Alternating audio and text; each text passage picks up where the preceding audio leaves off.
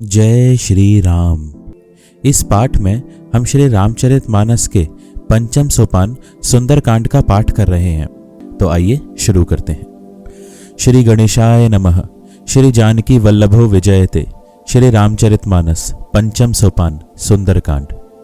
शांत, सनातन, अप्रमेय, प्रमाणों से परे, निष्पाप, मोक्ष रूप परम शांति देने वाले ब्रह्मा, शंभु और शेष जी से निरंतर सेवित, वेदांत के द्वारा जानने योग्य, सर्वव्यापक, देवताओं में सबसे बड़े, माया से मनुष्य रूप में दिखने वाले, समस्त पापों को हरने वाले, करुणा की खान, रघुकुल में श्रेष्ठ तथा राजाओं के शिरोमणि राम कहलाने वाले जगदीश्वर की मैं वंदना करता हूँ।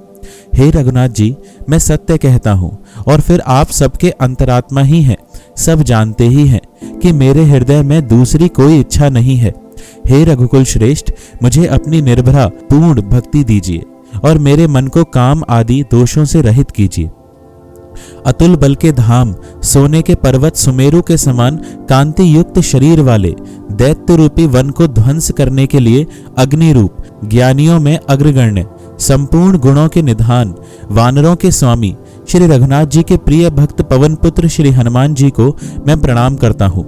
जामवान के सुंदर वचन सुनकर श्री हनुमान जी के हृदय को बहुत ही भाए। वे बोले, हे भाई, तुम लोग दुख सहकर कंद मूल फल खाकर तब तक मेरी राह देखना, जब तक मैं सीता जी को देखकर लौट ना आऊं। काम अवश्य होगा, क्योंकि मुझे बहुत ही हर्ष हो रहा है। यह कहकर और सबको मस्तक नवाकर तथा हृदय में श्री रघुनाथ जी को धारण करके हनुमान जी हर्षित होकर चले। समुद्र के तीर पर एक सुंदर पर्वत था। हनुमान जी खेल से ही, अनायास ही कूद कर उसके ऊपर जा चढ़े और बार बार श्री रघुवीर का स्मरण करके अत्यंत बलवान हनुमान जी उस पर से बड़े वेग से उछले। जिस पर्वत पर हनुमान जी पैर रखकर चले, जिस पर से वे उछले, वह तुरंत ही पाताल में धंस गया। जैसे श्री रघुनाथ जी का अमोघ बाण चलता है, उसी तरह हनुमान जी चले। समुद्र ने उन्हें श्री रघुनाथ जी का दूत समझकर मैनाक पर्वत से कहा कि हे मैनाक, तू इनकी थकावट दूर करने वाला हो, अर्थात अपने ऊपर इन्हें विश्राम दे। हनुमान जी ने उसे हाथ से छू दिया, फिर प्रणाम करके कहा, भाई, श्री रामचंद्र जी का काम किए बिना मुझे विश्राम कहाँ। देवताओं ने पवन पुत्र हनुमान जी को जाते हुए देखा। उनकी विशेष बल बुद्धि को जानने के लिए परीक्षार्थ उन्होंने सुरसा नामक सर्पों की माता को भेजा। उसने आकर हनुमान जी से यह बात कही, आज देवताओं ने मुझे भोजन दिया है। यह वचन सुनकर पवन कुमार हनुमान जी ने कहा, श्री राम जी का कार्य करके मैं लौट आऊं और सीता जी की खबर प्रभु को सुना दूं, तब मैं आकर तुम्हारे मुंह में घुस जाऊंगा, तुम मुझे खा लेना। हे माता, मैं सत्य कहता हूं, अभी मुझे जाने दे। जब किसी भी उपाय से उसने जाने नहीं दिया, तब हनुमान जी ने कहा, तो फिर मुझे खा न ले। उसने योजन भर 4 कोस में मुंह फैलाया। तब हनुमान जी ने अपने शरीर को उससे दूना बढ़ा लिया। उसने 16 योजन का मुख किया। हनुमान जी तुरंत ही 32 योजन के हो गए। जैसे जैसे सुरसा मुख का विस्तार बढ़ाती थी, हनुमान जी उसका दूना रूप दिखलाते थे। उसने 100 योजन 400 कोस का मुंह किया। तब हनुमान जी ने बहुत ही छोटा रूप धारण कर लिया और वे उसके मुख में घुसकर तुरंत फिर बाहर निकल आए और उसे सिर नवाकर विदा मांगने लगे। उसने कहा, मैंने तुम्हारे बुद्धि बल का भेद पा लिया, जिसके लिए देवताओं ने मुझे भेजा था। तुम श्री रामचंद्र जी का सब कार्य करोगे, क्योंकि तुम बल बुद्धि के भंडार हो। यह आशीर्वाद देकर वह चली गई। तब हनुमान जी हर्षित होकर चले। समुद्र में एक राक्षसी रहती थी। वह माया करके आकाश में उड़ते हुए पक्षियों को पकड़ लेती थी। आकाश में जो जीव जंतु उड़ा करते थे, वह जल में उनकी परछाई देखकर उस परछाई को पकड़ लेती थी, जिससे वे उड़ नहीं सकते थे और जल में गिर पड़ते थे।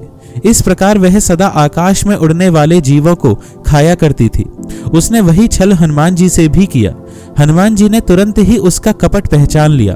पवन पुत्र धीर बुद्धि वीर श्री हनुमान जी उसको मारकर समुद्र के पार गए। वहां जाकर उन्होंने वन की शोभा देखी। मधु पुष्प रस के लोभ से भौरे गुजार कर रहे थे। अनेकों प्रकार के वृक्ष फल फूल से शोभित हैं। पक्षी और पशुओं के समूह को देखकर तो वे मन में बहुत ही प्रसन्न हुए। सामने एक विशाल पर्वत देखकर हनुमान जी भय त्याग कर उस पर दौड़कर जा चढ़े। शिवजी कहते हैं, हे उमा, इसमें वानर हनुमान की कुछ बड़ाई नहीं है। यह प्रभु का प्रताप है जो काल को भी खा जाता है। पर्वत पर चढ़कर उन्होंने लंका देखी। बहुत ही बड़ा किला है, कुछ कहा नहीं जाता। वह अत्यंत ऊंचा है, उसके चारों ओर समुद्र है। सोने के परकोट चार दीवारी का परम प्रकाश हो रहा है। विचित्र मणियों से जड़ा हुआ सोने का परकोटा है। उसके अंदर बहुत से सुंदर सुंदर घर हैं। चौराहे, बाजार, सुंदर मार्ग और गलियां हैं। सुंदर नगर बहुत प्रकार से सजा हुआ है। हाथी, घोड़े, खच्चरों के समूह तथा पैदल और रथों के समूहों को कौन गिन सकता है। अनेक रूपों के राक्षसों के दल हैं। उनकी अत्यंत बलवती सेना वर्णन करते नहीं बनती। वन, बाग, उपवन, बगीचे, फुलवाड़ी, तालाब, कुएं और बावलियां सुशोभित हैं। मनुष्य, नाग, देवताओं और गंधर्वों की कन्या अपने सौंदर्य से मुनियों के भी मनों को मोह लेती हैं। कहीं पर्वत के समान विशाल शरीर वाले बड़े ही बलवान मल्ल पहलवान गरज रहे हैं। वे अनेकों अखाड़ों में बहुत प्रकार से भिड़ते और एक दूसरे को ललकारते हैं।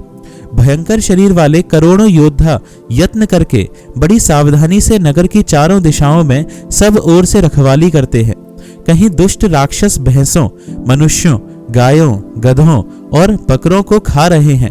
तुलसीदास ने इनकी कथा इसलिए कुछ थोड़ी सी कही है कि ये निश्चय ही श्री रामचंद्र जी के बाढ़ रूपी तीर्थ में शरीरों को त्याग कर परम गति पावेंगे। नगर के बहुसंख्यक रखवालों को देखकर हनुमान जी ने मन में विचार किया कि अत्यंत छोटा रूप धरूं और रात के समय नगर में प्रवेश करूं। हनुमान जी मच्छर के समान छोटा सा रूप धारण कर नर रूप से लीला करने वाले भगवान श्री रामचंद्र जी का स्मरण करके लंका को चले। लंका के द्वार पर लंकिनी नाम की एक राक्षसी रहती थी। वह बोली, मेरा निरादर करके बिना मुझसे पूछे कहाँ चला जा रहा है? हे मूर्ख, तूने मेरा भेद नहीं जाना। जहां तक जितने चोर हैं वे सब मेरे आहार हैं। महाकपि हनुमान जी ने उसे एक घूंसा मारा, जिससे वह खून की उल्टी करती हुई पृथ्वी पर लुढ़क पड़ी। वह लंकिनी फिर अपने को संभाल कर उठी और डर के मारे हाथ जोड़कर विनती करने लगी।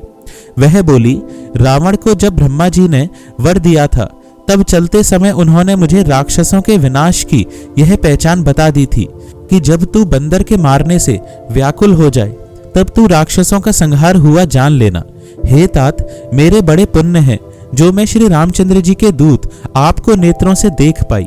हे तात, स्वर्ग और मोक्ष के सब सुखों को तराजू के एक पलड़े में रखा जाए तो भी वे सब मिलकर दूसरे पलड़े पर रखे हुए उस सुख के बराबर नहीं हो सकते जो लव क्षण मात्र के सत्संग से होता है। अयोध्यापुरी के राजा श्री रघुनाथ जी को हृदय में रखे हुए नगर में प्रवेश करके सब काम कीजिए। उसके लिए विष अमृत हो जाता है, शत्रु मित्रता करने लगते हैं, समुद्र गाय के खुर के बराबर हो जाता है, अग्नि में शीतलता आ जाती है।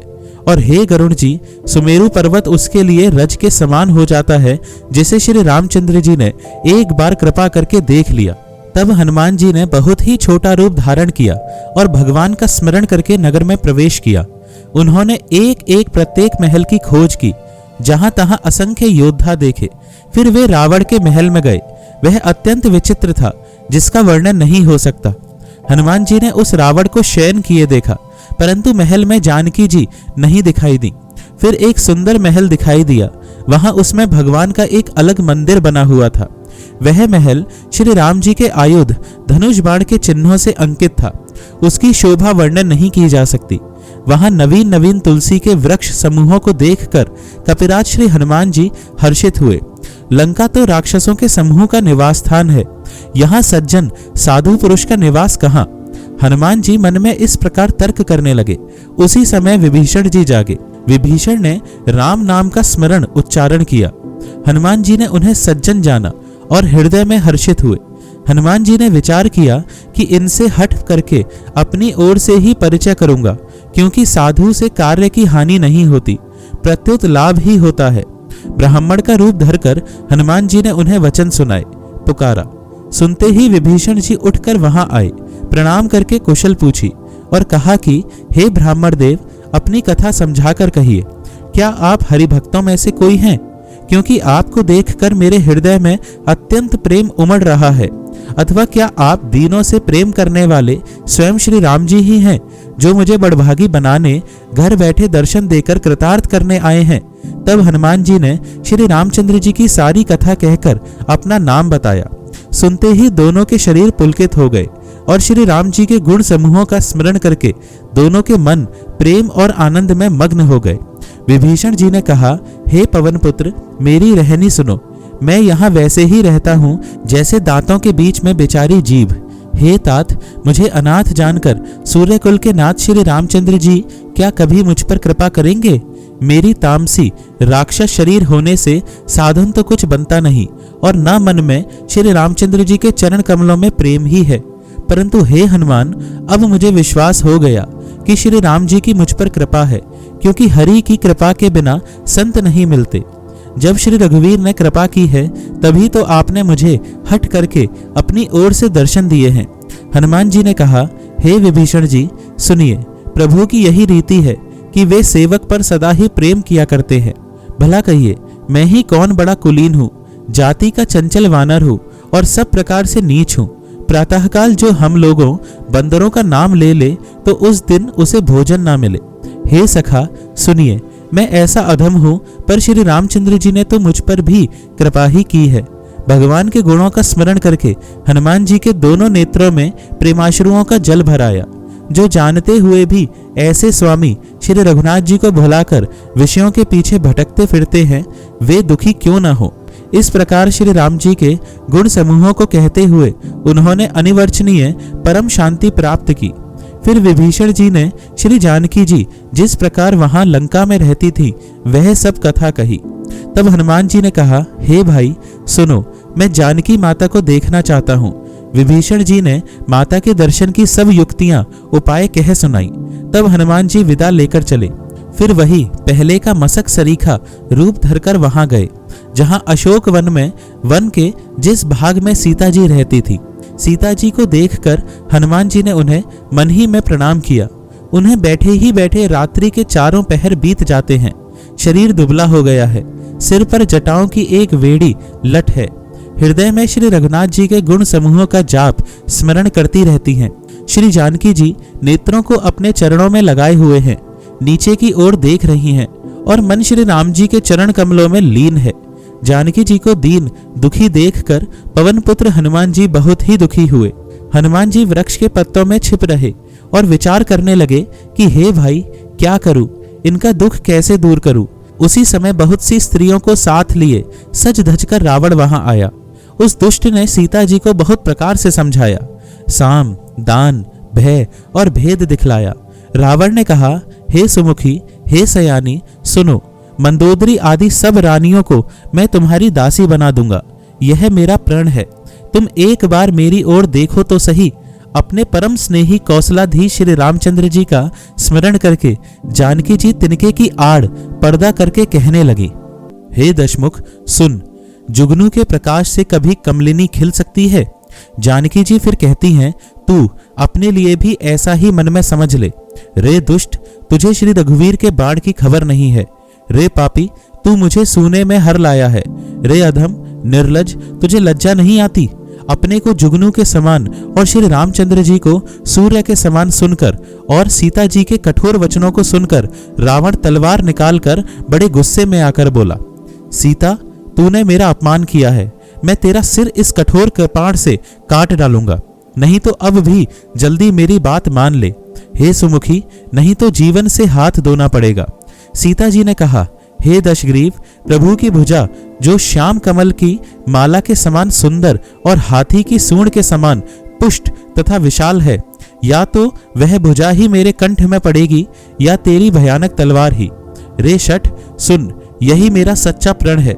सीता जी कहती हैं, हे चंद्रहास तलवार, श्री रघुनाथ जी के विरह की अग्नि से उत्पन्न मेरी बड़ी भारी जलन को तू हर ले।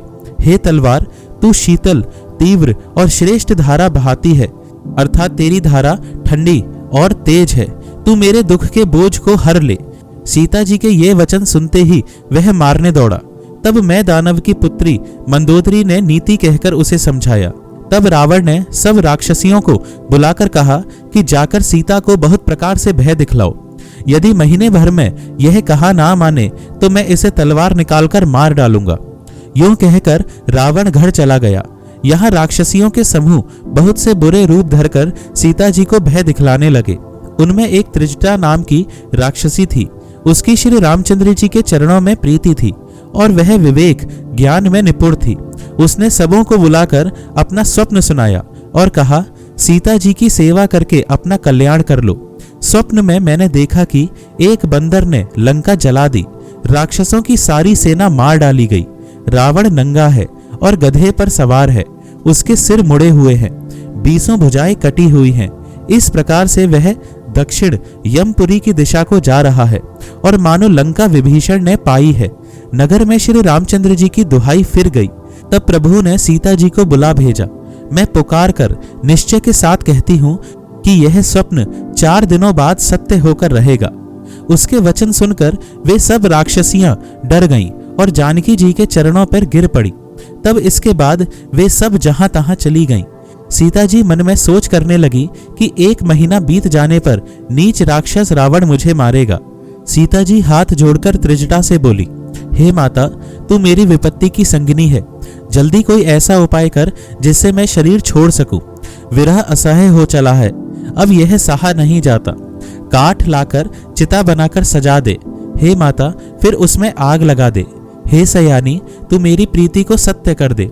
रावण की शूल के समान दुख देने वाली वाणी कानों से कौन सुने। सीता जी के वचन सुनकर त्रिजटा ने चरण पकड़कर उन्हें समझाया और प्रभु का प्रताप, बल और सुयश सुनाया। उसने कहा, हे सुकुमारी सुनो, रात्रि के समय आग नहीं मिलेगी। ऐसा कहकर वे अपने घर चली गई। सीता जी मन ही मन कहने लगी, क्या करूं, विधाता ही विपरीत हो गया। न आग मिलेगी न पीड़ा मिटेगी। आकाश में अंगारे प्रकट दिखाई दे रहे हैं, पर पृथ्वी पर एक भी तारा नहीं आता।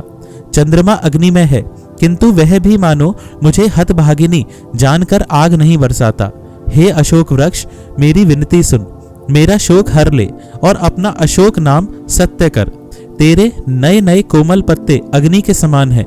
अग्नि दे, विरह रोग का अंत मत कर, अर्थात विरह रोग को बढ़ाकर सीमा तक न पहुंचा। सीता जी को विरह से परम व्याकुल देखकर वह क्षण हनुमान जी को कल्प के समान बीता। तब हनुमान जी ने हृदय में विचार कर सीता जी के सामने अंगूठी डाल दी, मानो अशोक ने अंगारा दे दिया।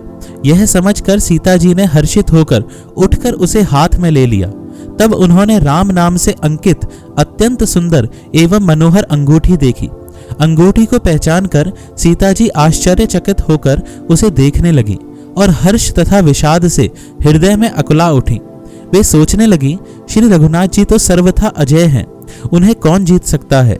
और माया से ऐसी, माया के उपादान से सर्वथा रहित दिव्य चिन्मय अंगूठी बनाई नहीं जा सकती।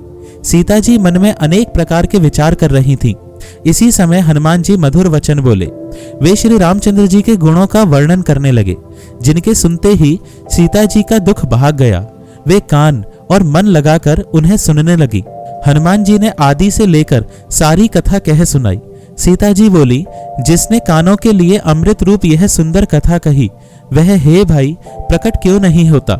तब हनुमान जी पास चले गए। उन्हें देखकर सीता जी फिरकर मुख फेर कर बैठ गईं। उनके मन में आश्चर्य हुआ। हनुमान जी ने कहा, हे माता जानकी, मैं श्री राम जी का दूत हूँ, करुणा निधान की सच्ची शपथ करता हूँ। हे माता, यह अंगूठी मैं ही लाया हूँ।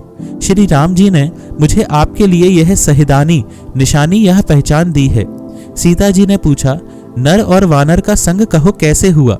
तब हनुमान जी ने जैसे संग हुआ था वह सब कथा कही।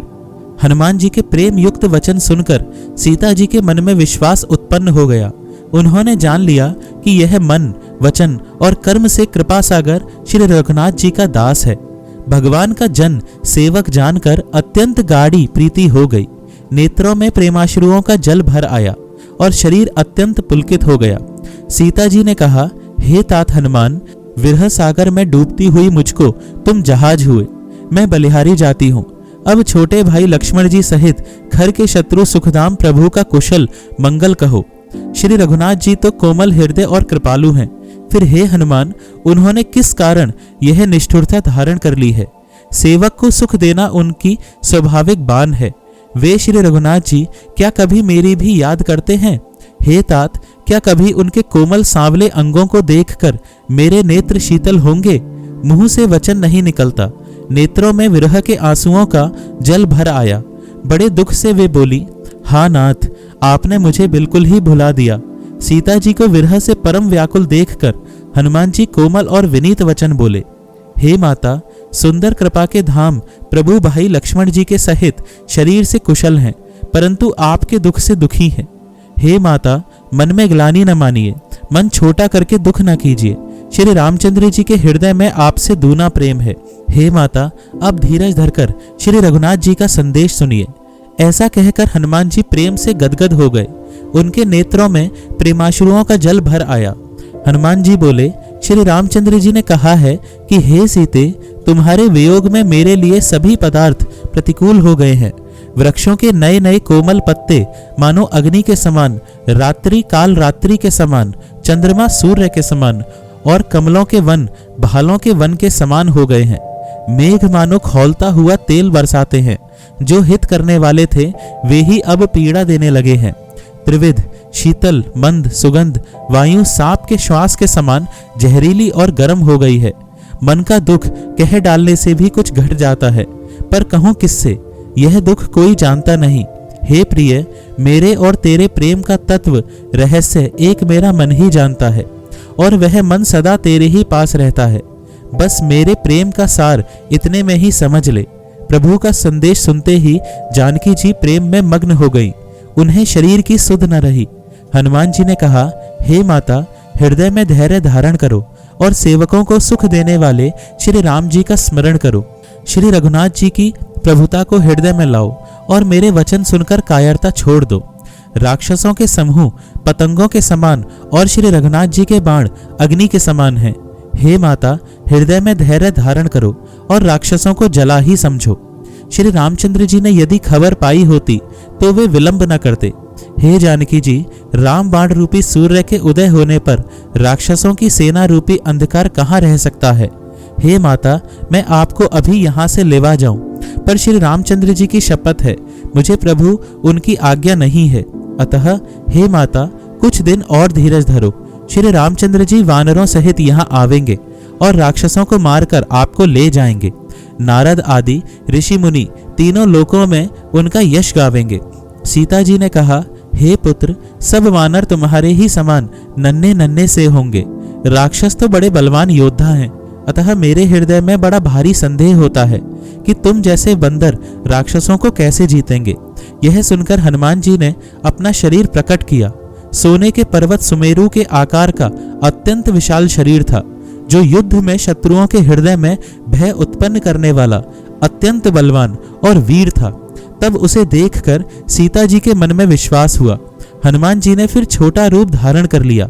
हे माता, सुनो, वानरों में बहुत बल बुद्धि नहीं होती, परंतु प्रभु के प्रताप से बहुत छोटा सर्प भी गरुड़ को खा सकता है। अत्यंत निर्बल भी महान बलवान को मार सकता है। भक्ति, प्रताप, तेज और बल से सनी हुई हनुमान जी की वाणी सुनकर सीता जी के मन में संतोष हुआ। उन्होंने श्री राम जी के प्रिय जानकर हनुमान जी को आशीर्वाद दिया कि हे तात, तुम बल और शील के निधान हो। हे पुत्र, तुम अजर, बुढ़ापों से रहित, अमर और गुणों के खजान हो जाओ। श्री रघुनाथ जी तुम पर बहुत कृपा करें, प्रभु कृपा करें। ऐसा कानों से सुनते ही हनुमान जी पूर्ण प्रेम में मग्न हो गए। हनुमान जी ने बार बार सीता जी के चरणों में सिर नवाया और फिर हाथ जोड़कर कहा, हे माता, अब मैं कृतार्थ हो गया। आपका आशीर्वाद अमोघ अचूक है, यह बात प्रसिद्ध है। हे माता, सुनो, सुंदर फल वाले वृक्षों को देखकर मुझे बड़ी ही भूख लगाई है। सीता जी ने कहा, हे बेटा, सुनो, बड़े भारी योद्धा राक्षस इस वन की रखवाली करते हैं। हनुमान जी ने कहा, हे माता, यदि आप मन में सुख माने, प्रसन्न होकर आज्ञा दें, तो मुझे उनका भय तो बिल्कुल नहीं है। हनुमान जी को बुद्धि और बल में निपुण देखकर जानकी जी ने कहा, जाओ, हे तात, श्री रघुनाथ जी के चरणों को हृदय में धारण करके मीठे फल खाओ। वे सीता जी को सिर नवाकर चले और बाग में घुस गए। फल खाए और वृक्षों को तोड़ने लगे। वहां बहुत से योद्धा रखवाले थे, उनमें से कुछ को मार डाला और कुछ ने जाकर रावण से पुकार की और कहा, हे नाथ, एक बड़ा भारी बंदर आया है। उसने अशोक वाटिका उजाड़ डाली, फल खाए, वृक्षों को उखाड़ डाला और रखवालों को मसल मसल कर जमीन पर डाल दिया। यह सुनकर रावण ने बहुत से योद्धा भेजे। उन्हें देखकर हनुमान जी ने गर्जना की। हनुमान जी ने सब राक्षसों को मार डाला। कुछ जो अधमरे थे चिल्लाते हुए गए। फिर रावण ने अक्षय कुमार को भेजा। वह असंख्य श्रेष्ठ योद्धाओं को साथ लेकर चला। उसे आते देखकर हनुमान जी ने एक वृक्ष हाथ में लेकर ललकारा और उसे मारकर महाध्वनि बड़े जोर से गर्जना की। उन्होंने सेना में कुछ को मार डाला और कुछ को मसल डाला और कुछ को पकड़ पकड़ कर धूल में मिला दिया। कुछ ने फिर जाकर पुकार की, हे प्रभु, बंदर बहुत ही बलवान है। पुत्र का वध सुनकर रावण क्रोधित हो उठा और उसने अपने जेठे पुत्र बलवान मेघनाद को भेजा। उससे कहा कि हे पुत्र, मारना नहीं, उसे बांध लाना। उस बंदर को देखा जाए कि कहाँ का है। इंद्र को जीतने वाला अतुलनीय योद्धा मेघनाद चला। भाई का मारा जाना सुन उसे क्रोध हो आया। हनुमान जी ने देखा कि अब की भयानक योद्धा आया है। तब वे कटकटाकर गरजे और दौड़े। उन्होंने एक बहुत बड़ा वृक्ष उखाड़ लिया और उसके प्रहार से लंकेश्वर रावण के पुत्र मेघनाद को बिना रथ का कर दिया। रथ को तोड़कर उसे नीचे पटक दिया। उसके साथ जो बड़े बड़े योद्धा थे उनको पकड़ पकड़कर हनुमान जी अपने शरीर से मसलने लगे। उन सबको मारकर फिर मेघनाद से लड़ने लगे। लड़ते हुए वे ऐसे मालूम होते थे मानो दो गजराज श्रेष्ठ हाथी भिड़ गए हों। हनुमान जी उसे एक घूंसा मारकर वृक्ष पर जा चढ़े। उसको क्षण भर के लिए मूर्छा आ गई। फिर उठकर उसने बहुत ही माया रची, परंतु पवन के पुत्र उससे जीते नहीं जाते। अंत में उसने ब्रह्मास्त्र का संधान प्रयोग किया। तब हनुमान जी ने मन में विचार किया कि यदि ब्रह्मास्त्र को नहीं मानता हूं तो उसकी अपार महिमा मिट जाएगी। उसने हनुमान जी को ब्रह्म बाण मारा, जिसके लगते ही वे वृक्ष से नीचे गिर पड़े, परंतु गिरते समय भी उन्होंने बहुत सी सेना मार डाली। तब उसने देखा कि हनुमान जी मूर्छित हो गए हैं। तब वह उनको नागपाश से बांधकर ले गया। शिवजी कहते हैं, हे भवानी, सुनो, जिनका नाम जप कर ज्ञानी विवेकी मनुष्य संसार जन्म मरण के बंधन को काट डालते हैं, उनका दूत कहीं बंधन में आ सकता है? किंतु प्रभु के कार्य के लिए हनुमान जी ने स्वयं अपने को बंधा लिया। बंदर का बांधा जाना सुनकर राक्षस दौड़े और कौतुक के लिए, तमाशा देखने के लिए सब सभा में आए। हनुमान जी ने जाकर रावण की सभा देखी। उसकी अत्यंत प्रभुता, ऐश्वर्य कुछ कही नहीं जाती। देवता और दिक्पाल हाथ जोड़े बड़ी नम्रता के साथ भयभीत हुए सब रावण की भौं ताक रहे हैं, उसका रुख देख रहे हैं। उसका ऐसा प्रताप देखकर भी हनुमान जी के मन में जरा भी डर नहीं हुआ। वे ऐसे निशंक खड़े रहे जैसे सर्पों के समूह में गरुड़ निशंक निर्भय रहते हैं। हनुमान जी को देखकर रावण दुर्वचन कहता हुआ खूब हंसा। फिर पुत्र वध का स्मरण किया तो उसके हृदय में विषाद उत्पन्न हो गया। लंकापति रावण ने कहा, रे वानर, तू कौन है? किसके बल पर तूने वन को उजाड़ कर नष्ट कर डाला? क्या तूने कभी मुझे मेरा नाम और यश कानों से नहीं सुना? रे शठ, मैं तुझे अत्यंत निशंक देख रहा हूं। तूने किस अपराध से राक्षसों को मारा? रे मूर्ख, बता, क्या तुझे प्राण जाने का भय नहीं है? हनुमान जी ने कहा, हे रावण, सुन, जिनका बल पाकर माया संपूर्ण ब्रह्मांडों के समूहों की रचना करती है, जिनके बल से हे दशशीष ब्रह्मा, विष्णु, महेश क्रमशः सृष्टि का सृजन, पालन और संहार करते हैं, जिनके बल से सहस्त्रमुख फणों वाले शेष जी पर्वत और वन सहित समस्त ब्रह्मांड को सिर पर धारण करते हैं, जो देवताओं की रक्षा के लिए नाना प्रकार की ध्येय धारण करते हैं और जो तुम्हारे जैसे मूर्खों को शिक्षा देने वाले हैं, जिन्होंने शिवजी के कठोर धनुष को तोड़ डाला और उसी के साथ राजाओं के समूह का गर्व चूर्ण कर दिया, जिन्होंने खर, दूषण, त्रिशरा और बाली को मार डाला, जो सबके सब अतुलनीय बलवान थे, जिनके लेश मात्र बल से तुमने समस्त चराचर जगत को जीत लिया और जिनकी प्रिय पत्नी को तुम चोरी से हर लाए हो। मैं उन्हीं का दूत हूं। मैं तुम्हारी प्रभुता को खूब जानता हूं। सहस्त्र बाहु से तुम्हारी लड़ाई हुई थी और बाली से युद्ध करके तुमने यश प्राप्त किया था। हनुमान जी के मार्मिक वचन सुनकर रावण ने हंसकर बात टाल दी। हे राक्षसों के स्वामी, मुझे भूख लगी थी, इसलिए मैंने फल खाए और वानर स्वभाव के कारण वृक्ष तोड़े। हे निशाचरों के मालिक, देह सबको परम प्रिय है। कुमार्ग पर चलने वाले दुष्ट राक्षस जब मुझे मारने लगे, तब जिन्होंने मुझे मारा उनको मैंने भी मारा। उस पर तुम्हारे पुत्र ने मुझको बांध लिया, किंतु मुझे अपने बांधे जाने की कुछ भी लज्जा नहीं है। मैं तो अपने प्रभु का कार्य किया चाहता हूँ। हे रावण, मैं हाथ जोड़कर तुमसे विनती करता हूँ, तुम अभिमान छोड़कर मेरी सीख सुनो। तुम अपने पवित्र कुल का विचार करके देखो और भ्रम को छोड़कर भक्त भयहारी भगवान को भजो।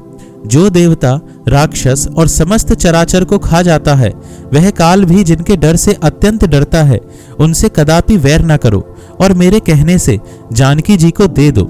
खर के शत्रु श्री रघुनाथ जी शरणागतों के रक्षक और दया के समुद्र हैं। शरण जाने पर प्रभु तुम्हारा अपराध भुलाकर तुम्हें अपनी शरण में रख लेंगे। तुम श्री राम जी के चरण कमलों को हृदय में धारण करो और लंका का अचल राज्य करो।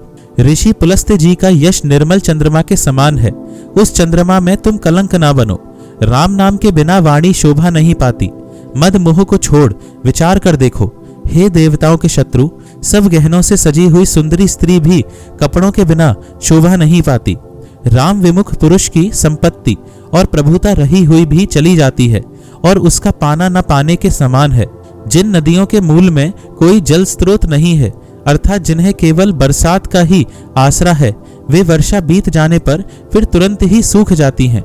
हे रावण, सुनो, मैं प्रतिज्ञा करके कहता हूँ कि राम विमुख की रक्षा करने वाला कोई भी नहीं है।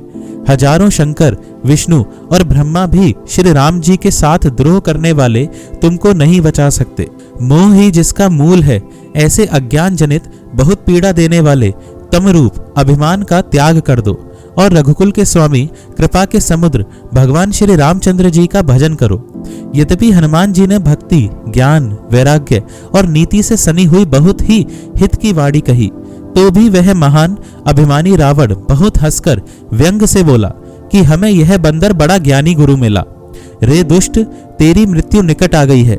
अधम, मुझे शिक्षा देने चला है। हनुमान जी ने कहा, इससे उल्टा ही होगा, अर्थात मृत्यु तेरी निकट आई है, मेरी नहीं। यह तेरा मति भ्रम, बुद्धि का फेर है, मैंने प्रत्यक्ष जान लिया है। हनुमान जी के वचन सुनकर वह बहुत ही कुपित हो गया और बोला, अरे इस मूर्ख का प्राण शीघ्र ही क्यों नहीं हर लेते। सुनते ही राक्षस उन्हें मारने दौड़े। उसी समय मंत्रियों के साथ विभीषण जी वहां आ पहुंचे। उन्होंने सिर नवाकर और बहुत विनय करके रावण से कहा कि दूत को मारना नहीं चाहिए, यह नीति के विरुद्ध है। हे गोसाई, कोई दूसरा दंड दिया जाए। सबने कहा, भाई यह सलाह उत्तम है। यह सुनते ही रावण हंसकर बोला, अच्छा तो बंदर को अंग भंग करके भेज लौटा दिया जाए।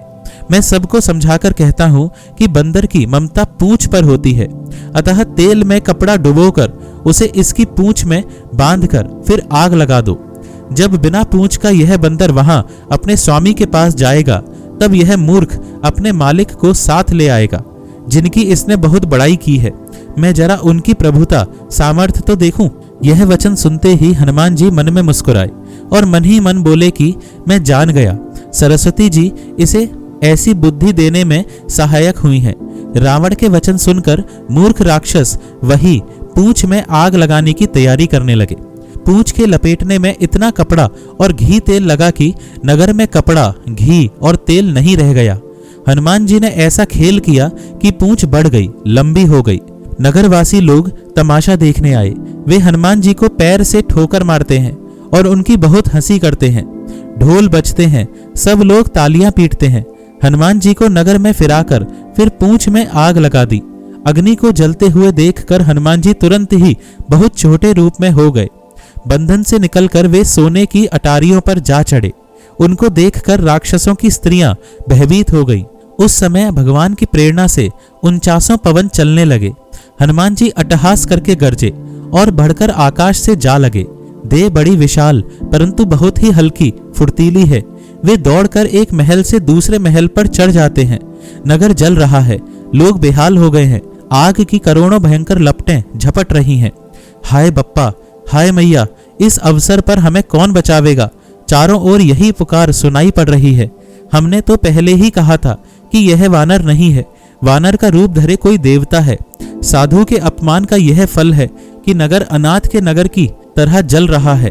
हनुमान जी ने एक ही क्षण में सारा नगर जला डाला, एक विभीषण का घर नहीं जलाया। शिवजी कहते हैं, हे पार्वती, जिन्होंने अग्नि को बनाया हनुमान जी उन्हीं के दूत हैं, इसी कारण वे अग्नि से नहीं जले। हनुमान जी ने उलट पलट कर एक ओर से दूसरी ओर तक सारी लंका जला दी। फिर वे समुद्र में कूद पड़े, पूंछ बुझाकर थकावट दूर करके, और फिर छोटा सा रूप धारण कर हनुमान जी श्री जानकी जी के सामने हाथ जोड़कर जा खड़े हुए। हनुमान जी ने कहा, हे माता, मुझे कोई चिन्ह पहचान दीजिए, जैसे श्री रघुनाथ जी ने मुझे दिया था। तब सीता जी ने चूड़ामणि उतार कर दी। हनुमान जी ने उसको हर्ष पूर्वक ले लिया। जानकी जी ने कहा, हे तात, मेरा प्रणाम निवेदन करना और इस प्रकार कहना, हे प्रभु, यद्यपि आप सब प्रकार से पूर्ण काम हैं, आपको किसी प्रकार की कामना नहीं है, तथापि दीनों दुखियों पर दया करना आपका विरध है और मैं दीन हूँ। अतः उस विरध को याद करके हे नाथ, मेरे भारी संकट को दूर कीजिए। हे तात, इंद्रपुत्र जयंत की कथा घटना सुनाना और प्रभु को उनके बाण का प्रताप समझाना, स्मरण कराना। यदि महीने भर में नाथ ना आए तो फिर मुझे जीती नहीं पावेंगे। हे हनुमान, कहो मैं किस प्रकार प्राण रखूं। हे तात, तुम भी अब जाने को कह रहे हो, तुमको देखकर छाती ठंडी हुई थी। फिर मुझे वही दिन और वही रात। हनुमान जी ने जानकी जी को समझाकर बहुत प्रकार से धीरज दिया और उनके चरण कमलों में सिर नवाकर श्री राम जी के पास गमन किया। चलते समय उन्होंने महाध्वनि से बाहरी गर्जना की, जिसे सुनकर राक्षसों की स्त्रियों के गर्भ गिरने लगे। समुद्र लांघ कर वे इस प्रकार आए और उन्होंने वानरों को किलकिला शब्द हर्ष ध्वनि सुनाया। हनुमान जी को देखकर सब हर्षित हो गए और सब वानरों ने अपना नया जन्म समझा। हनुमान जी का मुख प्रसन्न है और शरीर में तेज विराजमान है, जिससे उन्होंने समझ लिया कि ये श्री रामचंद्र जी का कार्य कर आए हैं। सब हनुमान जी से मिले और बहुत ही सुखी हुए, जैसे तड़पती हुई मछली को जल मिल गया हो। सब हर्षित होकर नए नए इतिहास वृतांत पूछते कहते हुए श्री रघुनाथ जी के पास चले। तब सब लोग मधुवन के भीतर आए और अंगद की सम्मति से सबने मधुर फल या मधु और फल खाए। जब रखवाले बरजने लगे तब घूंसों की मार मारते ही सब रखवाले भाग छूटे। उन सब ने जाकर पुकारा कि युवराज अंगद वन उजाड़ रहे हैं। यह सुनकर सुग्रीव हर्षित हुए कि वानर प्रभु का कार्य कर आए हैं। यदि सीता जी की खबर न पाई होती तो क्या वे मधुवन के फल खा सकते थे। इस प्रकार राजा सुग्रीव मन में विचार कर ही रहे थे कि समाज सहित वानर आ गए। सबने आकर सुग्रीव के चरणों में सिर नवाया। कपिराज सुग्रीव सभी से बड़े प्रेम के साथ मिले। उन्होंने कुशल पूछी। तब वानरों ने उत्तर दिया, आपके चरणों के दर्शन से सब कुशल है।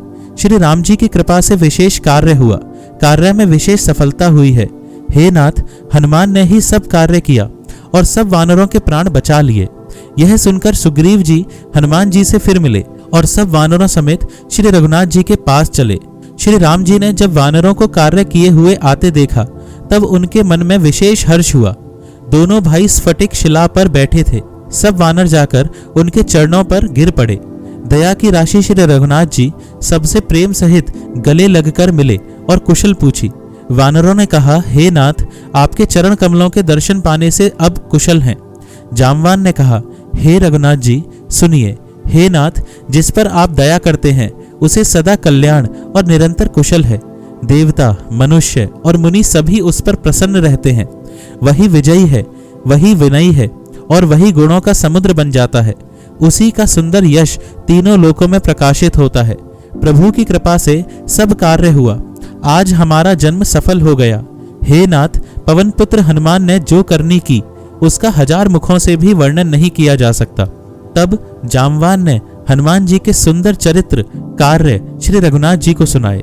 वे चरित्र सुनने पर कृपानिधि श्री रामचंद्र जी के मन को बहुत ही अच्छे लगे। उन्होंने हर्षित होकर हनुमान जी को फिर हृदय से लगा लिया और कहा, हे तात, कहो सीता किस प्रकार रहती और अपने प्राणों की रक्षा करती हैं। हनुमान जी ने कहा, आपका नाम रात दिन पहरा देने वाला है। आपका ध्यान ही किवाड़ है।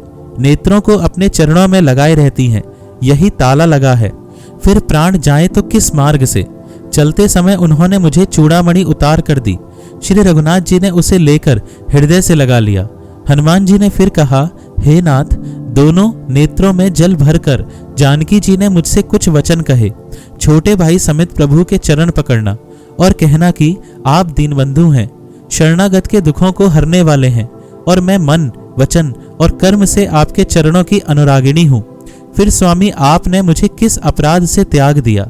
हाँ, एक दोष मैं अपना अवश्य मानती हूँ कि आपका वियोग होते ही मेरे प्राण नहीं चले गए, किंतु हे नाथ, यह तो नेत्रों का अपराध है जो प्राणों के निकलने में हठपूर्वक बाधा देते हैं। विरह अग्नि है, शरीर रूई है और श्वास पवन है। इस प्रकार अग्नि और पवन का संयोग होने से यह शरीर क्षण मात्र में जल सकता है, परंतु नेत्र अपने हित के लिए प्रभु का स्वरूप देखकर सुखी होने के लिए जल आंसू बरसाते हैं, जिससे विरह की आग से भी देह जलने नहीं पाती। सीता जी की विपत्ति बहुत बड़ी है। हे दीन दयालु, वह बिना कही ही अच्छी है, कहने से आपको बड़ा कलेश होगा। हे करुणा निधान, उनका एक एक पल कल्प के समान बीतता है। अतः हे प्रभु, तुरंत चलिए और अपनी भुजाओं के बल से दुष्टों के दल को जीतकर सीता जी को ले आइए। सीता जी का दुख सुनकर सुख के धाम प्रभु के कमल नेत्रों में जल भर आया और वे बोले, मन, वचन और शरीर से जिसे मेरी ही गति, मेरा ही आश्रय है, उसे क्या स्वप्न में भी विपत्ति हो सकती है? हनुमान जी ने कहा, हे प्रभु, विपत्ति तो वही तभी है जब आपका भजन स्मरण ना हो। हे प्रभु, राक्षसों की बात ही कितनी है, आप शत्रु को जीतकर जानकी जी को ले आवेंगे। भगवान कहने लगे, हे हनुमान, सुन, तेरे समान मेरा उपकारी देवता, मनुष्य अथवा मुनि कोई भी शरीरधारी नहीं है। मैं तेरा प्रत्युपकार बदले में उपकार तो क्या करूं? मेरा मन भी तेरे सामने नहीं हो सकता। हे पुत्र, सुन, मैंने मन में खूब विचार करके देख लिया कि मैं तुझसे उत्तीर्ण नहीं हो सकता। देवताओं के रक्षक प्रभु बार बार हनुमान जी को देख रहे हैं। नेत्रों में प्रेमाश्रुओं का जल भरा है और शरीर अत्यंत पुलकित है। प्रभु के वचन सुनकर और उनके प्रसन्न मुख तथा पुलकित अंगों को देखकर हनुमान जी हर्षित हो गए और प्रेम में विकल होकर, हे भगवान, मेरी रक्षा करो, रक्षा करो, कहते हुए श्री राम जी के चरणों में गिर पड़े। प्रभु उनको बार बार उठाना चाहते हैं, परंतु प्रेम में डूबे हुए हनुमान जी को चरणों से उठना सुहाता नहीं। प्रभु का कर कमल हनुमान जी के सिर पर है। उस स्थिति का स्मरण करके शिवजी प्रेम मग्न हो गए। फिर मन को सावधान करके शंकर जी अत्यंत सुंदर कथा कहने लगे। हनुमान जी को उठाकर प्रभु ने हृदय से लगाया और हाथ पकड़कर अत्यंत निकट बैठा लिया। हे हनुमान, बताओ तो, रावण के द्वारा सुरक्षित लंका और उसके बड़े बांके किले को तुमने किस तरह जलाया? हनुमान जी ने प्रभु को प्रसन्न जाना और वे अभिमान रहित वचन बोले, बंदर का बस यही बड़ा पुरुषार्थ था कि वह एक डाल से दूसरी डाल पर चला जाता है। मैंने जो समुद्र लांग कर सोने का नगर जलाया और राक्षस गण को मारा, अशोक वन को उजाड़ डाला, यह सब तो हे श्री रघुनाथ जी आप ही का प्रताप है। हे नाथ, इसमें मेरी प्रभुता बड़ाई कुछ भी नहीं है। हे प्रभु, जिस पर आप प्रसन्न हो उसके लिए कुछ भी कठिन नहीं है। आपके प्रभाव से रुई, जो स्वयं बहुत जल्दी जल जाने वाली वस्तु है, बड़वा नल को निश्चय ही जला सकती है, अर्थात असंभव भी संभव हो सकता है। हे नाथ, मुझे अत्यंत सुख देने वाली अपनी निश्चल भक्ति कृपा करके दीजिए। हनुमान जी की अत्यंत सरल वाणी सुनकर हे भवानी, तब प्रभु श्री रामचंद्र जी ने एवमस्तु, ऐसा ही हो कहा। हे उमा, जिसने श्री राम जी का स्वभाव जान लिया उसे भजन छोड़कर दूसरी बात ही नहीं सुहाती।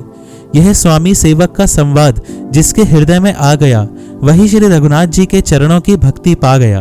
प्रभु के वचन सुनकर वानरगण कहने लगे, कृपालु आनंद कंद श्री राम जी की जय हो, जय हो, जय हो। तब श्री रघुनाथ जी ने कपिराज सुग्रीव को बुलाया और कहा, चलने की तैयारी करो। अब विलंब किस कारण किया जाए? वानरों को तुरंत आज्ञा दो।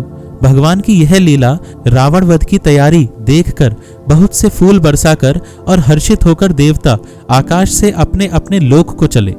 वानर राज सुग्रीव ने शीघ्र ही वानरों को बुलाया। सेनापतियों के समूह आ गए। वानर भालुओं के झुंड अनेक रंगों के हैं और उनमें अतुलनीय बल है। वे प्रभु के चरण कमलों में सिर नवाते हैं। महान बलवान रीछ और वानर गरज रहे हैं। श्री राम जी ने वानरों की सारी सेना देखी, तब कमल नेत्रों से कृपा पूर्वक उनकी ओर दृष्टि डाली। राम कृपा का बल पाकर श्रेष्ठ वानर मानो पंख वाले बड़े पर्वत हो गए। तब श्री राम जी ने हर्षित होकर प्रस्थान कूच किया। अनेक सुंदर और शुभ शकुन हुए, जिनकी कीर्ति सब मंगलों से पूर्ण है। उनके प्रस्थान के समय शकुन होना यह नीति है, लीला की मर्यादा है। प्रभु का प्रस्थान जानकी जी ने भी जान लिया। उनके बाएं अंग फड़क फड़क कर मानो कहे देते थे कि श्री राम जी आ रहे हैं। जानकी जी को जो जो शकुन होते थे वही वही रावण के लिए अपशकुन हुए। सेना चली, उसका वर्णन कौन कर सकता है। असंख्य वानर और भालू गर्जना कर रहे हैं। नख ही जिनके शस्त्र हैं, वे इच्छानुसार सर्वत्र बेरोक टोक चलने वाले रीछ वानर पर्वतों और वृक्षों को धारण किए कोई आकाश मार्ग से और कोई पृथ्वी पर चले जा रहे हैं। वे सिंह के समान गर्जना कर रहे हैं। उनके चलने और गर्जने से दिशाओं के हाथी विचलित होकर चिंगाड़ रहे हैं। दिशाओं के हाथी चिंगाड़ने लगे, पृथ्वी डोलने लगी, पर्वत चंचल हो गए, कांपने लगे और समुद्र खलबला उठे। गंधर्व, देवता, मुनि, नाग, किन्नर सब के सब मन में हर्षित हुए कि अब हमारे दुख टल गए। अनेकों करोड़ भयानक वानर योद्धा कटकटा रहे हैं और करोड़ों ही दौड़ रहे हैं। प्रबल प्रताप कौशलनाथ श्री रामचंद्र जी की जय हो, ऐसा पुकारते हुए वे उनके गुण समूहों को गा रहे हैं। उदार, परम श्रेष्ठ एवं महान सर्पराज शेष जी भी सेना का बोझ नहीं सह सकते। वे बार बार मोहित हो जाते, घबरा जाते हैं और पुनः पुनः कच्छप की कठोर पीठ को दांतों से पकड़ लेते हैं। ऐसा करते अर्थात बार बार दांतों को गड़ाकर कच्छप की पीठ पर लकीर सी खींचते हुए वे कैसे शोभा दे रहे हैं, मानो श्री रामचंद्र जी की सुंदर प्रस्थान यात्रा को परम सुहावनी जानकर उसकी अचल पवित्र कथा को सर्पराज शेष जी कच्छप की पीठ पर लिख रहे हों। इस प्रकार कृपानिधान श्री राम जी समुद्र तट पर जा उतरे। अनेकों रीछ वानर वीर जहां तहां फल खाने लगे। वहां लंका में जब से हनुमान जी लंका को जलाकर गए तब से राक्षस भयभीत रहने लगे। अपने अपने घरों में सब विचार करते हैं कि अब राक्षस कुल की रक्षा का कोई उपाय नहीं है। जिसके दूत का बल वर्णन नहीं किया जा सकता, उसके स्वयं नगर के आने पर कौन भलाई है। हम लोगों की बड़ी बुरी दशा होगी। दूतियों से नगर निवासियों के वचन सुनकर मंदोदरी बहुत ही व्याकुल हो गई। वह एकांत में हाथ जोड़कर पति रावण के चरणों लगी और नीति रस में पगी हुई वाणी बोली, हे प्रियतम, श्री हरि से विरोध छोड़ दीजिए। मेरे कहने को अत्यंत ही हितकर जानकर हृदय में धारण कीजिए। जिनके दूत की करनी का विचार करते ही, स्मरण आते ही राक्षसों की स्त्रियों के गर्भ गिर जाते हैं। हे प्यारे स्वामी, यदि भला चाहते हैं तो अपने मंत्री को बुलाकर उसके साथ उनकी स्त्री को भेज दीजिए। सीता आपके कुल रूपी कमलों के वन को दुख देने वाली जाड़े की रात्रि के समान आई है। हे नाथ, सुनिए, सीता को दिए लौटाए बिना शंभु और ब्रह्मा के किए भी आपका भला नहीं हो सकता। श्री राम जी के बाण सर्पों के समूह के समान हैं और राक्षसों के समूह मेढक के समान। जब तक वे इन्हें ग्रस नहीं लेते, निगल नहीं जाते, तब तक हट छोड़कर उपाय कर लीजिए। मूर्ख और जगत प्रसिद्ध अभिमानी रावण कानों से उसकी वाणी सुनकर खूब हंसा और बोला, स्त्रियों का स्वभाव सचमुच ही बहुत डरपोक होता है। मंगल में भी भय करती हो। तुम्हारा मन हृदय बहुत ही कच्चा कमजोर है। यदि वानरों की सेना आवेगी तो बेचारे राक्षस उसे खाकर अपनी जीवन निर्वाह करेंगे। लोकपाल भी जिसके डर से कांपते हैं, उसकी स्त्री डरती हो, यह बड़ी हंसी की बात है। रावण ने ऐसा कहकर हंसकर उसे हृदय से लगा लिया और ममता बढ़ाकर अधिक स्नेह दर्शाकर वह सभा में चला गया। मंदोदरी हृदय में चिंता करने लगी कि पति पर विधाता प्रतिकूल हो गए। ज्यों ही वह सभा में जाकर बैठा, उसने ऐसी खबर पाई कि शत्रु की सारी सेना समुद्र के उस पार आ गई है। उसने मंत्रियों से पूछा कि उचित सलाह कहिए, अब क्या करना चाहिए। तब वे सब हंसे और बोले कि चुप किए रहिए, इसमें सलाह की कौन सी बात है। आपने देवताओं और राक्षसों को जीत लिया, तब तो कुछ श्रम ही नहीं हुआ। फिर मनुष्य और वानर किस गिनती में है। मंत्री, वैद्य और गुरु, ये तीन यदि अप्रसन्नता के भय या लाभ की आशा से हित की बात न कहकर प्रिय बोलते हैं, ठकुर सुहाती कहने लगते हैं, तो क्रमशः राज्य, शरीर और धर्म, इन तीन का शीघ्र ही नाश हो जाता है। रावण के लिए भी वही सहायता संयोग आ बनी है। मंत्री उसे सुना सुनाकर मुंह पर स्तुति करते हैं। इसी समय अवसर जानकर विभीषण जी आए। उन्होंने बड़े भाई के चरणों में सिर नवाया। फिर वे सिर नवाकर अपने आसन पर बैठ गए और आज्ञा पाकर ये वचन बोले, हे कृपालु, जब आपने मुझसे बात राय पूछी ही है तो हे तात, मैं अपनी बुद्धि के अनुसार आपके हित की बात कहता हूँ। जो मनुष्य अपना कल्याण, सुंदर यश, सुबुद्धि, शुभ गति और नाना प्रकार के सुख चाहता हो, वह हे स्वामी परस्त्री के ललाट को चौथ के चंद्रमा की तरह त्याग दे। अर्थात जैसे लोग चौथ के चंद्रमा को नहीं देखते, उसी प्रकार परस्त्री का मुख ही ना देखे। 14 भुवनों का एक ही स्वामी हो, वह भी जीवों से वैर करके ठहर नहीं सकता, नष्ट हो जाता है। जो मनुष्य गुणों का समुद्र और चतुर हो, उसे चाहे थोड़ा भी लोभ क्यों ना हो तो भी कोई भला नहीं कहता। हे नाथ, काम, क्रोध, मद और लोभ ये सब नरक के रास्ते हैं। इन सब को छोड़कर श्री रामचंद्र जी को भजिए, जिन्हें संत सत्पुरुष भजते हैं। हे तात, राम मनुष्यों के ही राजा नहीं है, वे समस्त लोकों के स्वामी और काल के भी काल हैं। वे समस्त संपूर्ण ऐश्वर्य, यश, श्री, धर्म, वैराग्य एवं ज्ञान के भंडार भगवान हैं। वे निरामय, विकार रहित, अजन्मा, व्यापक, अजय, अनादि और अनंत ब्रह्म हैं। उन कृपा के समुद्र भगवान ने पृथ्वी, ब्राह्मण, गौ और देवताओं का हित करने के लिए ही मनुष्य शरीर धारण किया है। हे भाई सुनिए, वे सेवकों को आनंद देने वाले, दुष्टों के समूह का नाश करने वाले और वेद तथा धर्म की रक्षा करने वाले हैं। वैर त्याग कर उन्हें मस्तक नवाइए। वे श्री रघुनाथ जी शरणागत का दुख नाश करने वाले हैं। हे नाथ, उन प्रभु सर्वेश्वर को जानकी जी दे दीजिए और बिना ही कारण स्नेह करने वाले श्री राम जी को भजिए, जिसे संपूर्ण जगत से द्रोह करने का पाप लगा है। शरण जाने पर प्रभु उसका भी त्याग नहीं करते। जिनका नाम तीनों तापों का नाश करने वाला है, वे ही प्रभु भगवान मनुष्य रूप में प्रकट हुए हैं। हे रावण, हृदय में यह समझ लीजिए।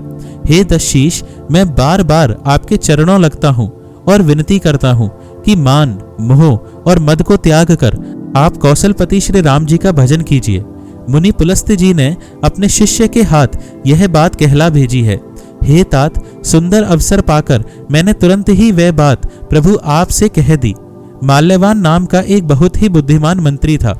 उसने उन विभीषण के वचन सुनकर बहुत सुख माना और कहा, हे तात, आपके छोटे भाई नीति विभूषण नीति को भूषण रूप में धारण करने वाले अर्थात नीतिमान हैं। विभीषण जो कुछ कह रहे हैं उसे हृदय में धारण कर लीजिए। रावण ने कहा, ये दोनों मूर्ख शत्रु की महिमा बखान रहे हैं, यहाँ कोई है, इन्हें दूर करो ना।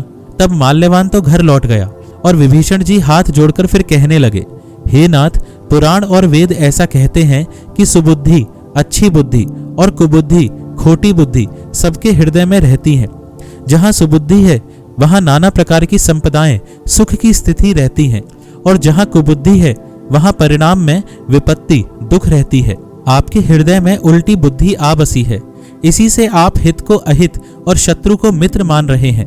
जो राक्षस कुल के लिए काल रात्रि के समान है, उन सीता पर आपकी बड़ी प्रीति है। हे तात, मैं चरण पकड़कर आपसे भीख मांगता हूँ, विनती करता हूँ कि आप मेरा दुलार रखिए। मुझ बालक के आग्रह को स्नेह पूर्वक स्वीकार कीजिए। श्री राम जी को सीता जी दे दीजिए, जिसमें आपका अहित ना हो। विभीषण ने पंडितों, पुराणों और वेदों द्वारा सम्मत अनुमोदित वाणी से नीति बखान कर कही, पर उसे सुनते ही रावण क्रोधित होकर उठा और बोला कि रे दुष्ट, अब मृत्यु तेरे निकट आ गई है। अरे मूर्ख, तू जीता तो है सदा मेरा जलाया हुआ, अर्थात मेरे ही अन्न से पल रहा है, पर हे मूढ़, पक्ष तुझे शत्रु का ही अच्छा लगता है। अरे दुष्ट, बताना, जगत में ऐसा कौन है जिसे मैंने अपनी भुजाओं के बल से ना जीता हो। मेरे नगर में रहकर प्रेम करता है तपस्वियों पर। मूर्ख, उन्हीं से जा मिल और उन्हीं को नीति बता। ऐसा कहकर रावण ने उन्हें लात मारी, परंतु छोटे भाई विभीषण ने मारने पर भी बार बार उसके चरण ही पकड़े। शिवजी कहते हैं, हे उमा, संत की यही बड़ाई महिमा है कि वे बुराई करने पर भी बुराई करने वाले की भलाई ही करते हैं। विभीषण जी ने कहा, आप मेरे पिता के समान हैं, मुझे मारा सो तो अच्छा ही किया, परंतु हे नाथ, आपका भला श्री राम जी को भजने में ही है।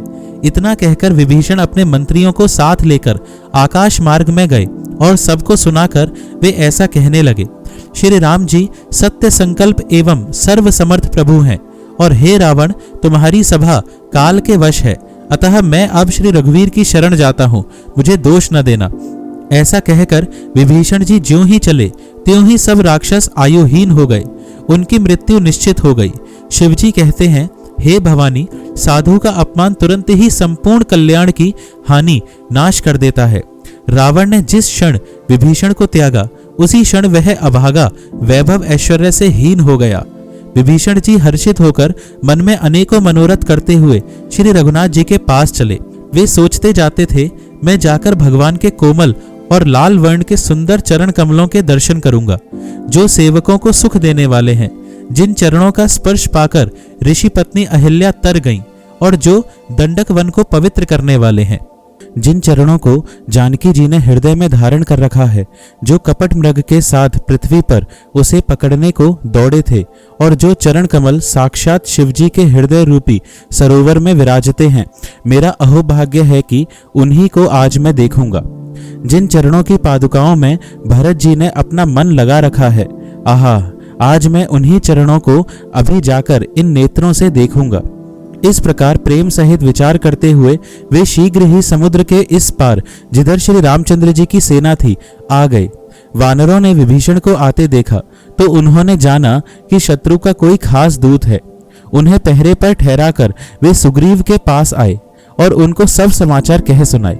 सुग्रीव ने श्री राम जी के पास जाकर कहा, हे रघुनाथ जी, सुनिए, रावण का भाई आपसे मिलने आया है। प्रभु श्री राम जी ने कहा, हे मित्र, तुम क्या समझते हो, तुम्हारी क्या राय है? वानरराज सुग्रीव ने कहा, हे महाराज, सुनिए, राक्षसों की माया जानी नहीं जाती। यह इच्छानुसार रूप बदलने वाले छली न जाने किस कारण आया है। जान पड़ता है यह मूर्ख हमारा भेद लेने आया है, इसलिए मुझे तो यही अच्छा लगता है कि इसे बांध रखा जाए। श्री राम जी ने कहा, हे मित्र, तुमने नीति तो अच्छी विचारी, परंतु मेरा प्रण तो है शरणागत के भय को हर लेना। प्रभु के वचन सुनकर हनुमान जी हर्षित हुए और मन ही मन कहने लगे कि भगवान कैसे शरणागत वत्सल शरण में आए हुए पर पिता की भांति प्रेम करने वाले हैं। श्री राम जी फिर बोले, जो मनुष्य अपने अहित का अनुमान करके शरण में आए हुए का त्याग कर देते हैं, वे पामर शूद्र हैं, पापमय हैं, उन्हें देखने में भी हानि है, पाप लगता है। जिसे करोड़ों ब्राह्मणों की हत्या लगी हो, शरण में आने पर मैं उसे भी नहीं त्यागता।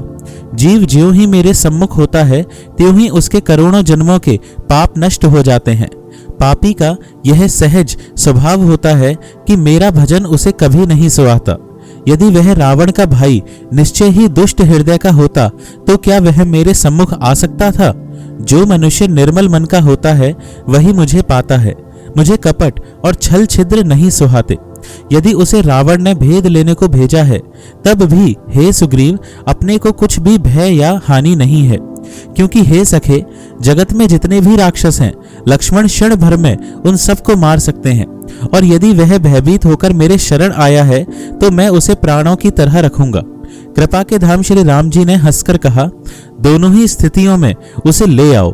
तब अंगद और हनुमान सहित सुग्रीव जी कृपालु श्री राम की जय हो कहते हुए चले। विभीषण जी को आदर सहित आगे करके वानर फिर वहां चले जहां करुणा की खान श्री रघुनाथ जी थे। नेत्रों को आनंद का दान देने वाले अत्यंत सुखद दोनों भाइयों को विभीषण जी ने दूर ही से देखा। फिर शोभा के धाम श्री राम जी को देखकर वे पलक मारना रोक कर ठिठक कर स्तब्ध होकर एकटक देखते ही रह गए। भगवान की विशाल भुजाएं हैं, लाल कमल के समान नेत्र हैं और शरणागत के भय का नाश करने वाला सांवला शरीर है।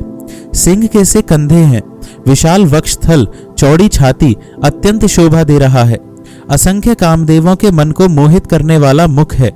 भगवान के स्वरूप को देखकर विभीषण जी के नेत्रों में प्रेमाश्रुओं का जल भर आया और शरीर अत्यंत पुलकित हो गया। फिर मन में धीरज धरकर उन्होंने कोमल वचन कहे, हे नाथ, मैं दशमुख रावण का भाई हूँ। हे देवताओं के रक्षक, मेरा जन्म राक्षस कुल में हुआ है।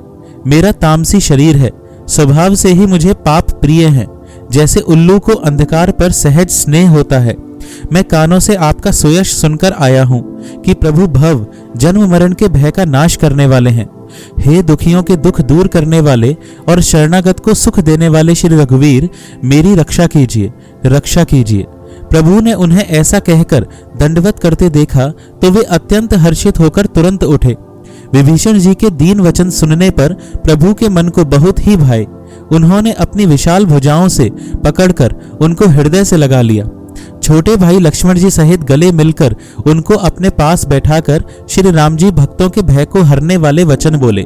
हे लंकेश, परिवार सहित अपनी कुशल कहो। तुम्हारा निवास बुरी जगह पर है, दिन रात दुष्टों की मंडली में बसते हो। ऐसी दशा में हे सखे, तुम्हारा धर्म किस प्रकार निभता है। मैं तुम्हारी सब रीति आचार व्यवहार जानता हूँ। तुम अत्यंत नीति निपुण हो, तुम्हें अनीति नहीं सोहाती। हे तात, नरक में रहना वरम अच्छा है, परंतु विधाता दुष्ट का संग कभी न दे। विभीषण जी ने कहा, हे रघुनाथ जी, अब आपके चरणों का दर्शन कर कुशल से हूँ। जो आपने अपना सेवक जानकर मुझ पर दया की है, तब तक जीव की कुशल नहीं और न स्वप्न में भी उसके मन को शांति है, जब तक वह शोक के घर काम विषय कामना को छोड़कर श्री राम जी को नहीं भजता।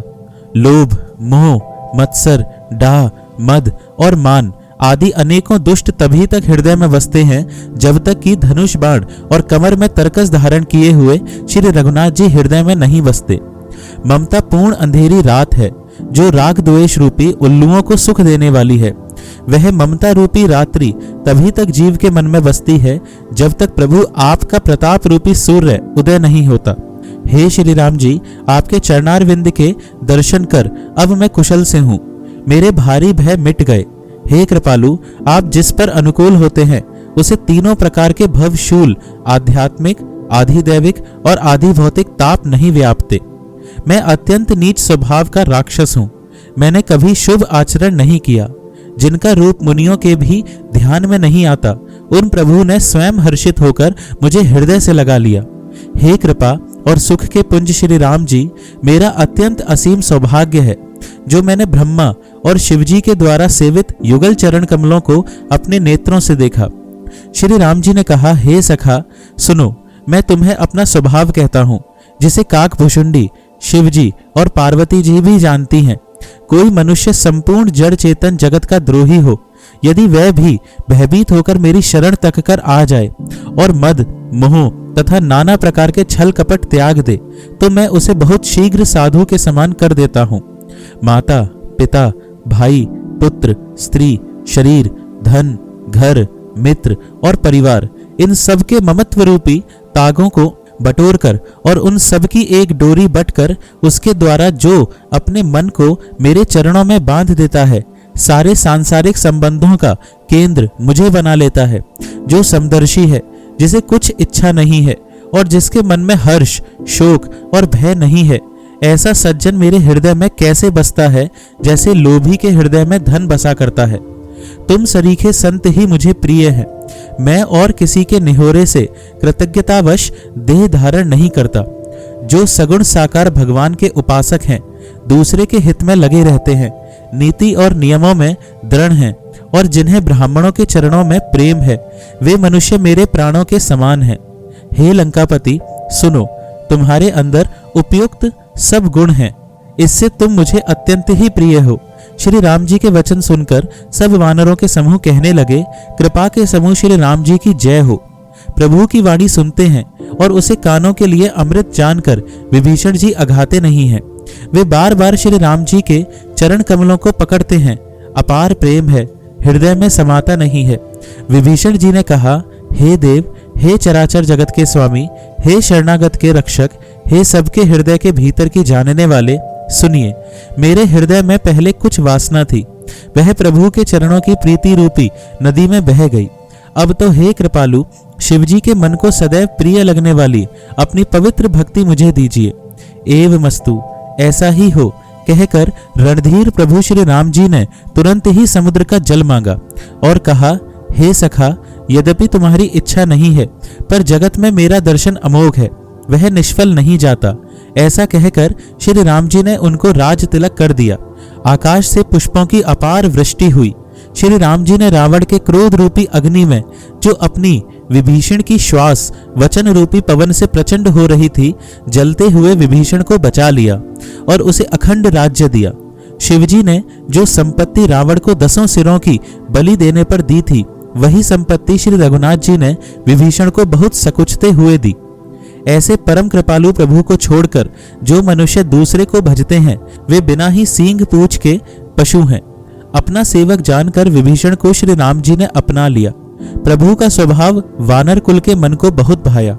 फिर सब कुछ जानने वाले, सबके हृदय में बसने वाले, सर्वरूप, सब रूपों में प्रकट, सबसे रहित, उदासीन, कारण से भक्तों पर कृपा करने के लिए मनुष्य बने हुए तथा राक्षसों के कुल का नाश करने वाले श्री राम जी नीति की रक्षा करने वाले वचन बोले।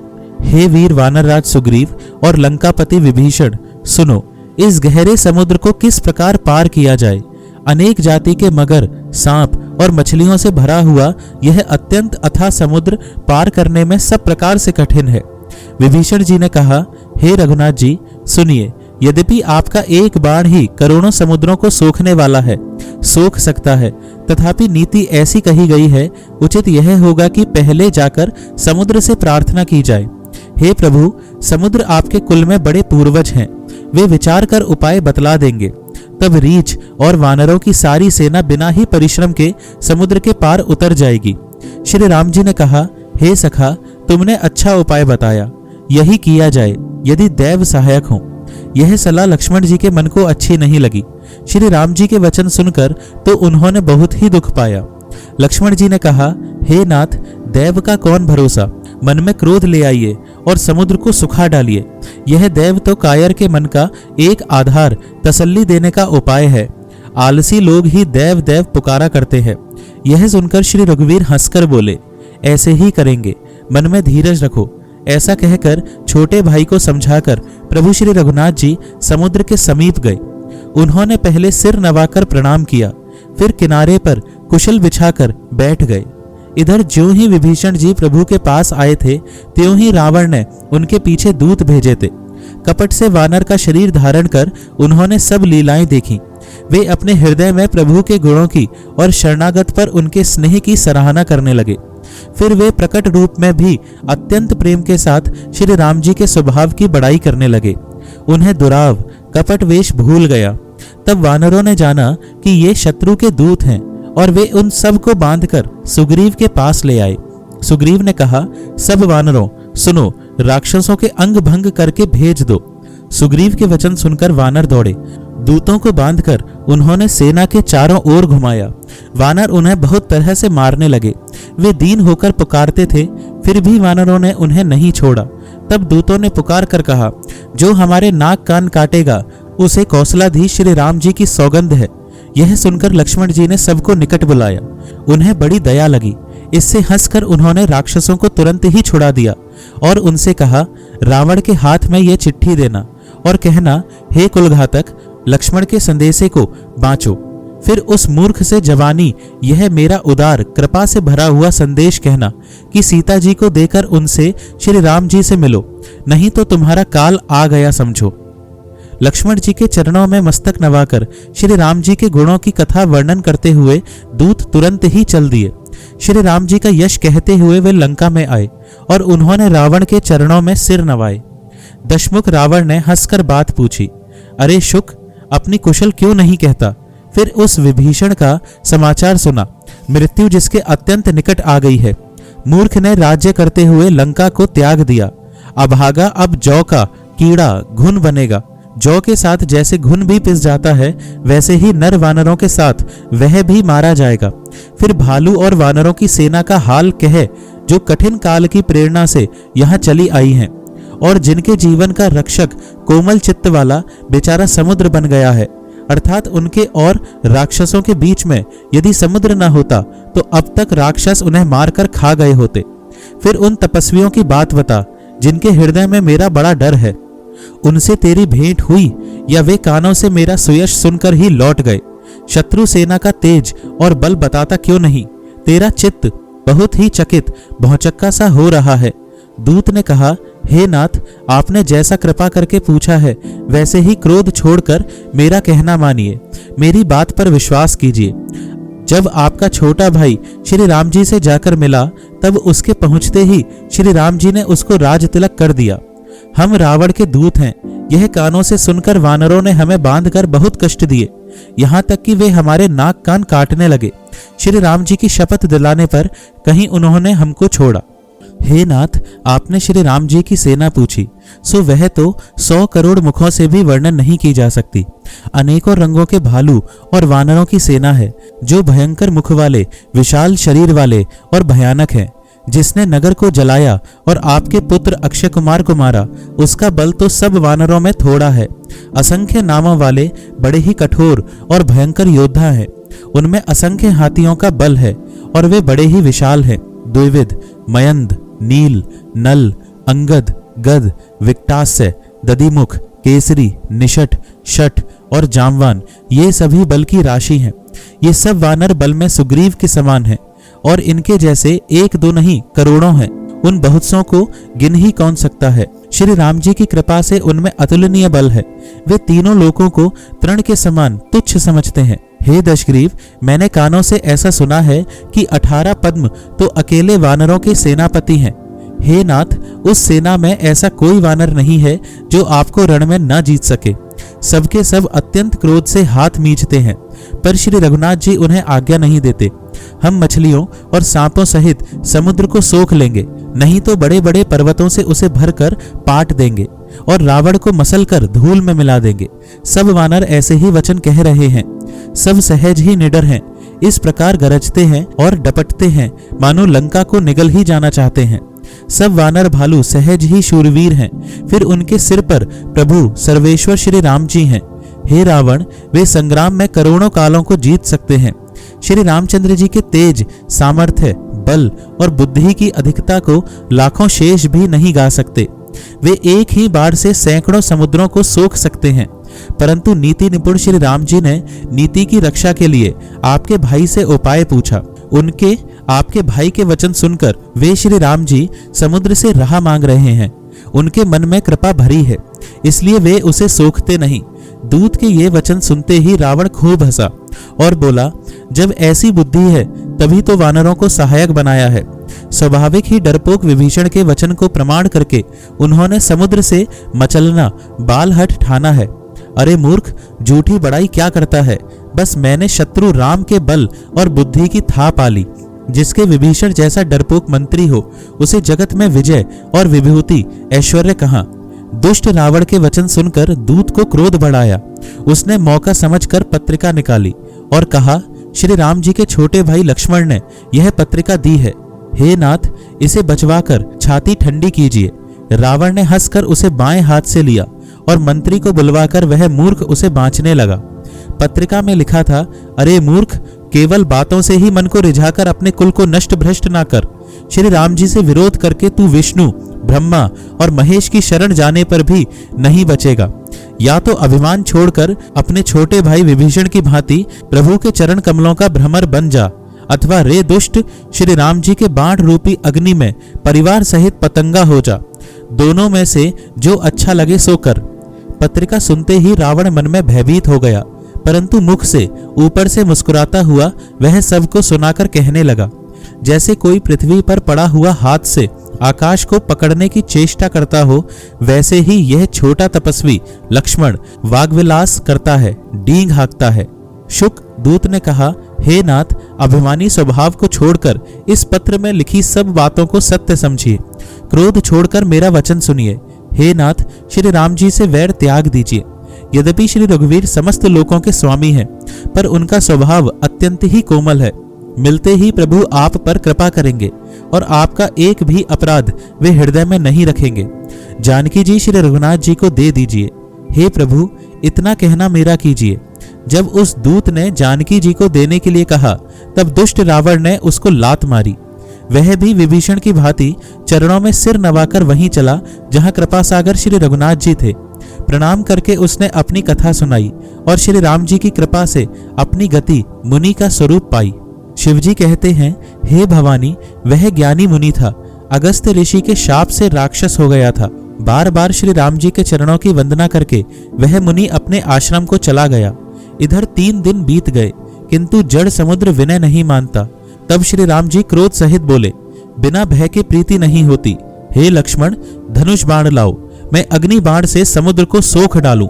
मूर्ख से विनय, कुटिल के साथ प्रीति, स्वाभाविक ही कंजूस से सुंदर नीति, उदारता का उपदेश, ममता में फंसे हुए मनुष्य से ज्ञान की कथा, अत्यंत लोभी से वैराग्य वर्णन, क्रोधी से शम शांति की बात और कामी से भगवान की कथा, इनका वैसा ही फल होता है जैसा ऊसर में बीज बोने से होता है, अर्थात ऊसर में बीज बोने की भांति यह सब व्यर्थ जाता है।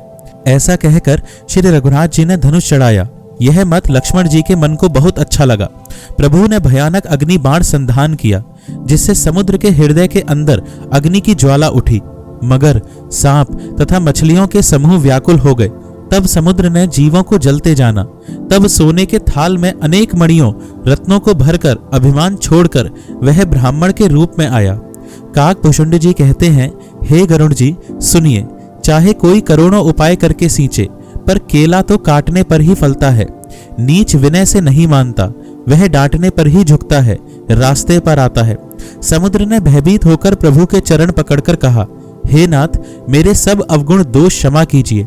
हे नाथ, आकाश, वायु, अग्नि, जल और पृथ्वी, इन सब की करनी स्वभाव से ही जड़ है। आपकी प्रेरणा से माया ने इन्हें सृष्टि के लिए उत्पन्न किया है। सब ग्रंथों ने यही गाया है, जिसके लिए स्वामी की जैसी आज्ञा है वह उसी प्रकार से रहने में सुख पाता है।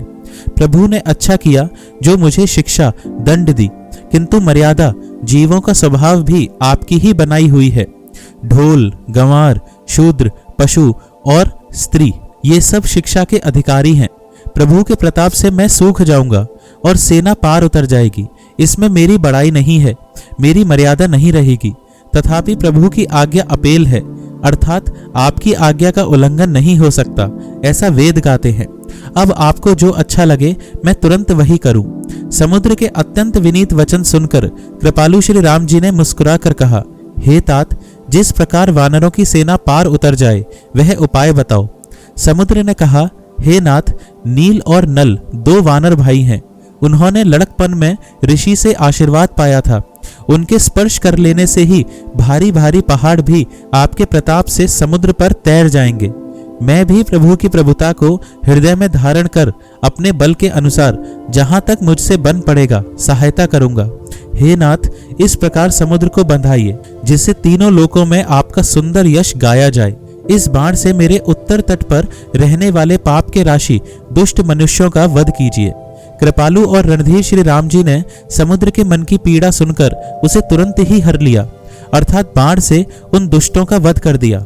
श्री राम जी का भारी बल और पौरुष देखकर समुद्र हर्षित होकर सुखी हो गया। उसने उन दुष्टों का सारा चरित्र प्रभु को कह सुनाया। फिर चरणों की वंदना करके समुद्र चला गया। समुद्र अपने घर चला गया। श्री रघुनाथ जी को यह मत उसकी सलाह अच्छा लगा। यह चरित्र कलयुग के पापों को हरने वाला है। इसे तुलसीदास ने अपनी बुद्धि के अनुसार गाया है। श्री रघुनाथ जी के गुण समूह सुख के धाम, संदेह का नाश करने वाले और विषाद का दमन करने वाले हैं। अरे मूर्ख मन, तू संसार का सब आशा भरोसा त्याग कर निरंतर इन्हें गा और सुन। श्री रघुनाथ जी का गुणगान संपूर्ण सुंदर मंगलों का देने वाला है। जो इसे आदर सहित सुनेंगे वे बिना किसी जहाज अन्य साधन के ही भवसागर को तर जाएंगे। मास पारायण 24वां विश्राम। कलयुग के समस्त पापों का नाश करने वाले श्री रामचरितमानस का यह 5वां सोपान समाप्त हुआ। सुंदरकांड समाप्त। आइए थोड़ा भजन करते हैं। सीता राम राम राम, सीता राम राम राम, सीता राम राम राम, सीता राम राम राम, सीता राम राम राम, सीता राम राम राम, सीता राम राम राम, सीता राम राम राम। जय श्री राम।